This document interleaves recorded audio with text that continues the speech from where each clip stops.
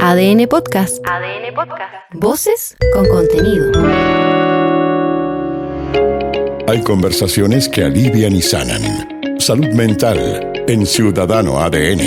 Un espacio de conversación con especialistas para ayudarte a mejorar tu bienestar emocional. Como cada lunes nos hacemos cargo de la salud mental. Hace ya 2 años, Nanostén, te voy a contar que hacemos esta sección. Un gran servicio a la comunidad. Sí, es muy bonito. Además queda disponible en Spotify para todos quienes nos están escuchando, porque son conversaciones necesarias. No siempre cómodas, no siempre agradables, pero lo dijimos en la pandemia, está bien, no estar bien. A veces necesitamos el apoyo de amigos, de la familia, nosotros mismos, otras veces el apoyo profesional, y es súper relevante poder tenerlo, ¿no? Poder acceder a ello. Sabemos lo que significa la salud mental en este país también. Así que, bueno, poder acceder a ello a través de la literatura también puede ser un buen aporte. Y el tema que vamos a tratar hoy día es súper relevante. Recuerdo, y siempre con Cristian nos acordamos, ¿no?, de una historia que salió escrita, que fue hace tiempo ya, Jorge y Elsa, el caso de un pacto suicida de 2 personas grandes que decidieron morir juntas y que obviamente nos dejó a todos súper impactados, pero después de ese primer revuelo esos temas van desapareciendo.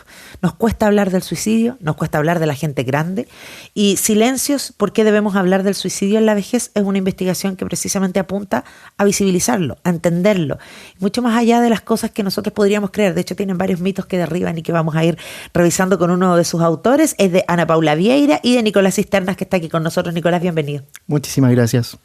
Nicolás, yo pensé que en la pandemia habíamos aprendido que la gente grande tenía temas de los que conversar, eran prioridad, habíamos empezado a visibilizar más las cosas. ¿Cómo lo ven ustedes? La verdad es que la pandemia, en su momento las personas estuvieron contenidas durante la pandemia. Nos preocupamos por el otro. En alguna medida también veníamos heredando un poco de meses antes de la pandemia, en el caso de Chile, de la preocupación por el otro. Y sobre todo la preocupación por el envejecer. Pero esa contención inicial, sabíamos que justamente con Ana Paula trabajamos el primer año de pandemia y vimos en el fondo cómo las personas buscaban ayuda y también tomaban conciencia del entorno. Pero sabíamos que la gran ola, o no hay que utilizar esos términos, pero como el gran tema, auge, mejor dicho, de la salud mental iba a venir posterior a la pandemia. Esto de volver a preocuparse porque, como insisto, durante la pandemia hubo contención. Pero después, cuando hemos vuelto a la rutina y hemos vuelto al día a día, eso ya se ha ido perdiendo. Y eso es donde aparece en el fondo esa necesidad de seguir visibilizando con que este es un tema que no ha desaparecido ni va a desaparecer. Bueno, aquí en el libro, que tiene además el testimonio de varias personas que han trabajado en torno al suicidio, a la vejez, y que además tiene el testimonio de personas grandes. Eso a mí me gustó mucho porque hay personas que van contando cómo es su día a día, cómo se sienten solas. Por ejemplo, no sé, aquí, soy viuda, tuvimos un buen matrimonio de casi 50 años, 3 hijos y 7 nietos, pero él se enfermó y falleció. Una pena, queríamos hacer muchas cosas juntos. Los niños están en sus vidas. Ahora solo tengo una amiga, pero ella no viene mucho a verme. Parece que tiene cosas más importantes, va a un club de adulto mayor y esas cosas. A veces hablo sola, conmigo misma o con el espejo. Y tengo una perrita que está viejita como yo. No sé qué haría si ella también se fuera. Es mi única compañía. Seleccioné uno de tantos testimonios de una mujer de 73 años porque me da la sensación que algo tan cotidiano que a veces no notamos puede demostrar la soledad que puede llegar a sentir una mujer o una persona grande. La soledad es uno de los factores de riesgo que más se destaca, no es el único, pero sí es uno de los que más se destaca, y sobre todo que se le ha dado un auge en estos últimos años, ¿ya? Y es una importancia desde la academia incluso, pero también desde el hablar de ella. Porque la soledad igual también es importante mencionar que no solamente le pertenece a un segmento etario, ¿ya? En general, cuando uno analiza la soledad a lo largo del curso de vida, está presente en cursos. De hecho, la adolescencia es una etapa donde muchas y muchos nos hemos sentido solos cuando la atravesamos, ¿ya? Porque nos encontrábamos, porque nos conocíamos, y nuevamente tiene nuevos pics en el fondo a medida que vamos envejeciendo y llegamos a ser persona mayor. Principalmente también por factores del contexto y donde también se entrecruza la soledad como ese sentimiento, soledad no deseada, como ese sentimiento, y el aislamiento social como la medida objetiva de esa separación de la sociedad con las personas mayores y de la propia persona mayor con la sociedad donde no encuentra a veces un espacio.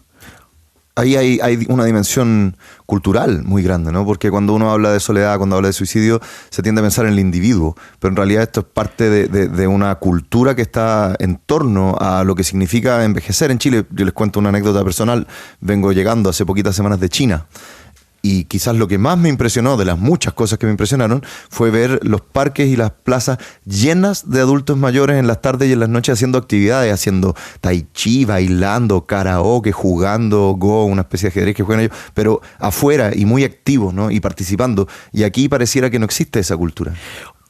Podría decir que sí existe, pero también aquí podemos analizarlo desde la interseccionalidad, en el sentido de que existe quizás para algunos segmentos, ya por temas socioeconómicos. La percepción, por ejemplo, de la seguridad, ya también involucra que muchas personas no ocupan sus territorios, no van a sus plazas, no comparten o comparten incluso hasta determinada hora, porque después sienten miedo y se van aislando. Y también las temperaturas, aunque uno no lo crea, temas como el cambio climático también. Hace poco recibimos en Chile la visita de un experto internacional de gerontología climática y nos hablaba justamente del impacto que va a llevar en el sentimiento de soledad y por lo tanto en la salud mental de las personas mayores, por ejemplo, el alza de temperatura, donde va a ser más difícil que las personas quizás se puedan reunir durante el día y van a tener que reunirse en la noche, como en otras ciudades del mundo que pasa, pero cuando hay percepción de inseguridad, habitualmente las personas se apartan. Entonces, es un tema, también es un tema que lo estamos recién empezando a visualizar y que también va a ser permanente. Y bueno, y en el libro lo tocamos, en el fondo, como el factor de riesgo de la soledad.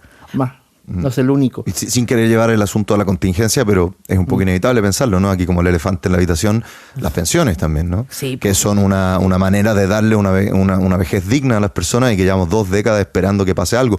Esperemos que esta semana se mejore un poquitito esa situación porque una cosa va de la mano de la otra, ¿no? Es una deuda pendiente sin duda, el tema de la jubilación y el tema también, dentro del libro lo mencionamos, factores en el fondo situacionales, son disparadores también, pero que entre una serie de cómo se interrelacionan, porque a veces ese factor económico, si hay una buena red de apoyo social dentro de la familia, se logra sobrellevar.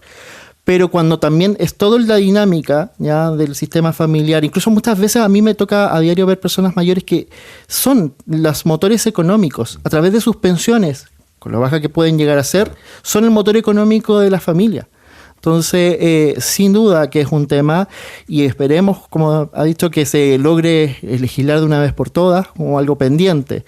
Pero también hay que decir que no es el único. También nos aparecen muchas veces personas que, aunque siguen trabajando, siendo persona mayor, también otros lo hacen por tema identitario, que les cuesta mucho soltar, sobre todo pasa en los hombres, sí, porque han construido su identidad y su masculinidad en base a esa figura, ese rol. Entonces también es importante el cómo, de la mano en el fondo, que sí o sí esto tiene que mejorar, también cómo vamos replanteando nuevas identidades y cómo nos vamos pensando en nuevos escenarios, porque a veces la situación o la llegada de situaciones que son fragilidad, que no necesariamente tienen que ser enfermedad, dependencia, pero sí cómo vamos tomando y haciendo una lectura, una narrativa de esto y cómo lo vamos asumiendo, también eso influye muchas veces y hay personas que a nosotros nos tocó atender, bueno, con Ana Paula, y también lo hemos graficado en el libro, esas personas que les sacan el rol y literalmente es como un quiebre identitario y como Exacto. Que no hay replantearse una nueva posibilidad. Nos pasó en pandemia. En pandemia recuerdo casos que yo mismo atendí de hombres que a raíz de que no podían, eran mayores de 75 y no podían pedir el permiso porque no se los iban a otorgar, entraron en crisis porque más allá de que lo económico sí era importante, era el ¿qué hago en este momento con mi tiempo? Claro, exactamente. Entonces es importante el que siempre vayamos diversificando y pensando en el fondo y pensándonos en distintos escenarios, ya no solamente en uno solo, porque si ese escenario se nos viene abajo, en el fondo muchas veces genera una quiebre en nuestra propia identidad. Exacto, bueno, de hecho pensaba que aquí en el libro se abordan muchos aspectos y que nosotros tal vez no pensamos tanto. Por ejemplo, el tema de los migrantes, de la gente grande que pertenece a las minorías sexuales, por ejemplo, que también son súper discriminados, tienen vidas súper duras y cuando llegan a una etapa de ser más grande, de ser más adultos, puede ser mucho más complejo incluso para ellos y ellas. Sí, efectivamente. Yo escribí el capítulo sobre todo de personas, voy a hablar con respecto a personas mayores LGBT. Me mantengo ahí en la sigla porque no es que no existan de las otras identidades. Lo que pasa es que, tomándome las palabras de una transformista, Maureen Junot, una transformista chilena. Muy conocida. Sí, muchas personas han muerto sin saber qué identidad en el fondo pertenecían porque no estaba eso en su vocabulario, ¿ya? Pero volviendo al tema, es peligroso sobre todo el cómo se envejece en un momento donde quizás han podido salir del closet llegando a la vejez y aparecen discursos de odio, tomando un poco el hoy en el fondo en el mundo, como eso hay retroceso, entonces... No hay, por ejemplo, en Chile no tenemos espacios de residencias que sean LGBT friendly, o sea, que acepten a las personas. O sea, se da por hecho en el fondo. Pero cuando yo que he trabajado con residencias, cuando hay una persona habitualmente es maltratada de una forma muchas veces sutil, ya microagresiones, donde se le cuestiona o se hace comentarios inadecuados de la persona y de su sexualidad, y entonces es como, una persona me acuerdo que decía, era como volver al armario finalmente. Qué triste, porque además, claro, tenemos ahí un sesgo cultural que las generaciones mayores todavía muchos ni siquiera lo bloquean, ni siquiera lo cambian. Nosotros estamos todavía en proceso, ¿no? Las generaciones más nuevas son las que entienden más, pero debe ser muy difícil cuando te lo están cuestionando, como cuando estabas en el colegio probablemente, claro. Es como el bullying, que porque era manerado, porque era muy delicado, etcétera, ¿no? Es interesante lo que tú decías antes, o sea, se produce como una exacerbación del patriarcado en la vejez, ¿no? Sí. En los hombres que se Exacto. frustran y se insegurizan por no proveer, y me imagino que en las mujeres mayores también por verse en más dificultades de cuidar, ¿no? Y esos roles tan asumidos entran en crisis, y esas inseguridades, como siempre, generan seguramente más odio, más prejuicio, ¿no? Y más mala onda. Sí, estamos en un proceso igual de cambio, igual las propias personas como que es un factor súper protector en el sentido de el autocuestionarse esos mandatos sociales, y hay cambios, o sea, soy optimista en pensar el cómo esto, las personas las personas luchan en el fondo, porque muchas veces van al médico y el médico en el fondo le habla al hijo, ¿no? Como que la persona es un objeto que está ahí sentado, entonces las personas hoy están entendiendo como... No, es que hay respeto por el profesional, pero también es exigir el respeto por mí y por mi atención. Entonces, es que ahí voy a hacerle un reconocimiento al doctor Fernando Matas, que es traumatólogo, porque hace algunos años operamos a mi mamá de la rodilla, y cuando fuimos yo la acompañé. Entonces, hola doctor, hola, le digo yo, bien, ¿usted quién es la paciente? Mi mamá, porque y me dice, espérese. Y dice, ¿su mamá está gaga? Y nos pusimos a reír los dos.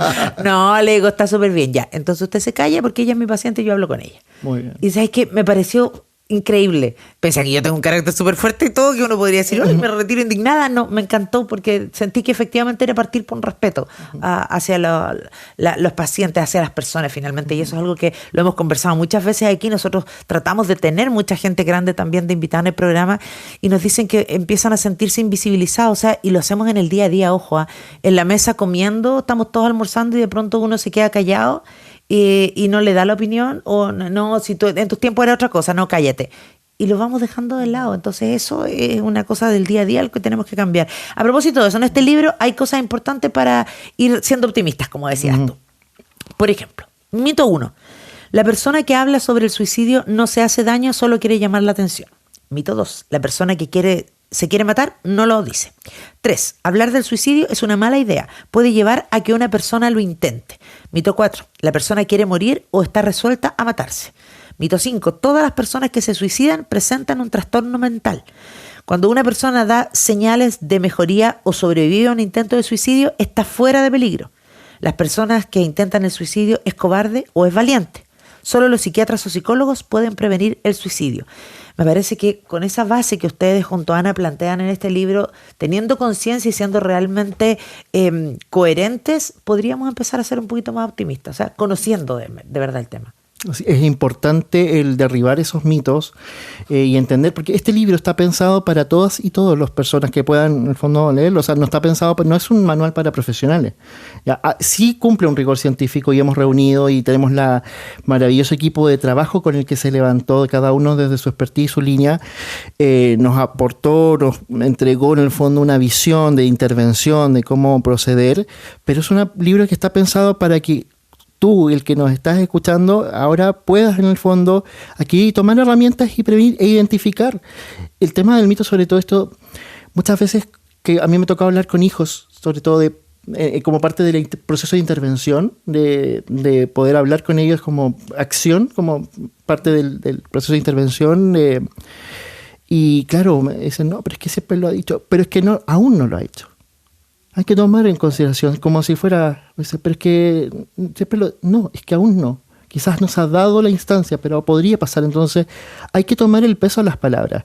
Y lo otro, muchas veces, tomando el punto que mencionamos de visibilizar e invisibilizar, las señales a veces están ahí, pero la persona dice, no me di cuenta. No, esa es la palabra, no me di cuenta. No es que no estuvieran las señales, sino que en el día a día vamos, en el fondo, funcionando y nos invisibilizamos y nos olvidamos en el fondo de que ahí aparecen y hay que saber verlas. No les prestamos la atención necesaria. Además que, creo que todos hemos tenido alguna experiencia de este tipo, ¿no? Lamentablemente, en nuestra familia, en nuestros círculos sociales, pero de esto no se habla, ¿no? Uh-huh. Y cuando tú dices, es que no me di cuenta, no lo vi, yo creo que también hay mucho de no querer ver, porque es un tema tan difícil, es tan duro enfrentarlo, que es más fácil hacerse el tonto también, ¿no? Sí. De hecho, tanto a Ana Paula como a mí, el motor que nos llevó a construir el libro son experiencias personales. Claro.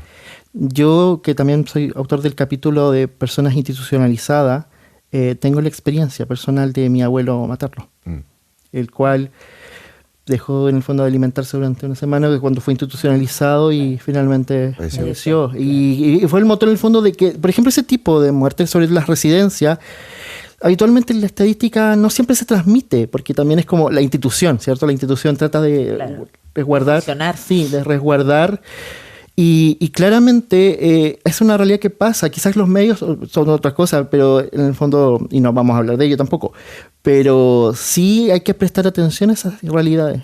Y por eso digo, tanto a Ana Paula como a mí nos ha movido experiencias personales y le hemos tomado en el fondo el peso a trabajar desde esto Yo en mi caso, cuando empecé a trabajar con Ana Paula en la fundación hace varios años atrás, con miedo al principio, porque son temas en el fondo que movilizan a uno, a propósito de la misma experiencia.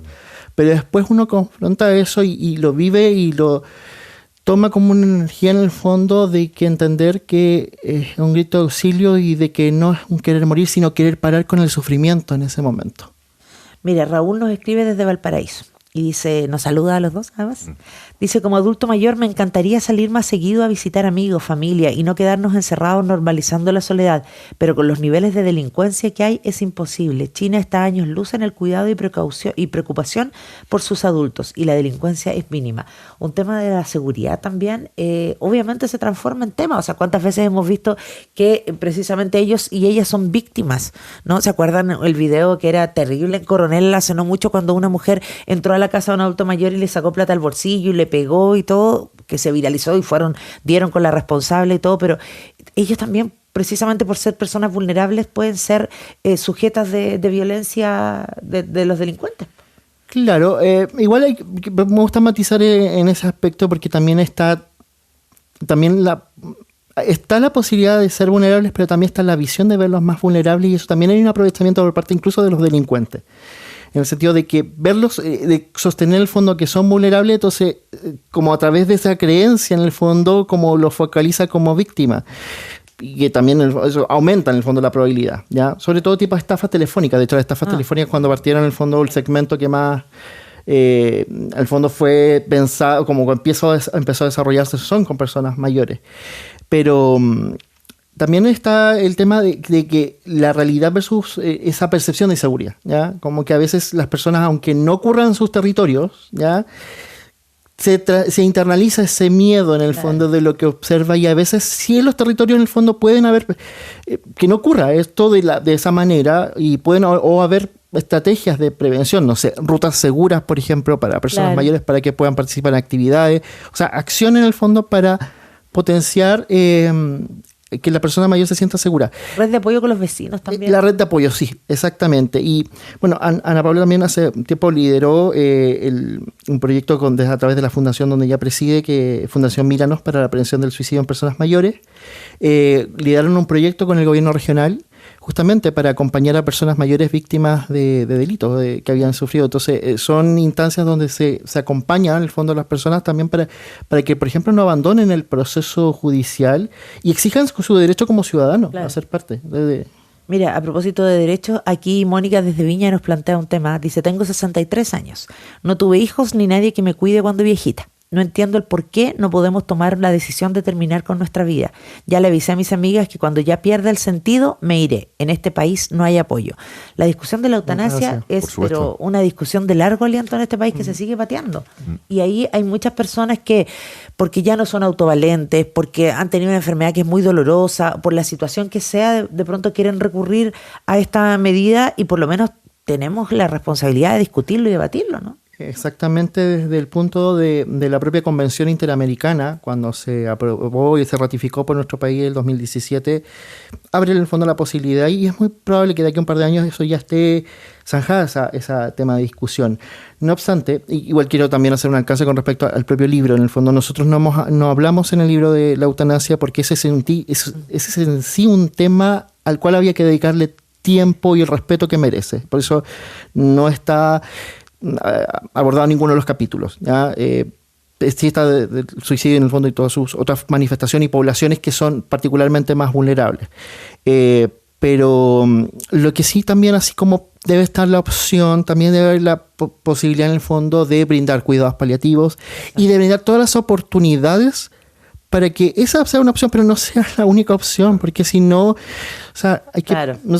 El foco en el fondo es pensar en la vida, ¿ya? Y además a esa auditora en el fondo también le diría que no piense necesariamente que va a envejecer mal a nivel cognitivo. Hay mucho prejuicio, así como hablamos de los mitos del suicidio, hay muchas personas que piensan que van a desarrollar algún tipo de demencia y eso no es así. No, al menos 3/4 partes de la población no lo desarrollan, en el fondo, que personas mayores de 60 años. Claro. Sí, a mayor sobre 70 empieza a aumentar el riesgo y la estadística empieza a jugar un poco en contra. Hay un deterioro cognitivo al menos. Claro, pero aún así, no necesariamente en el fondo, no es un desenlace que de todas las personas les va a pasar.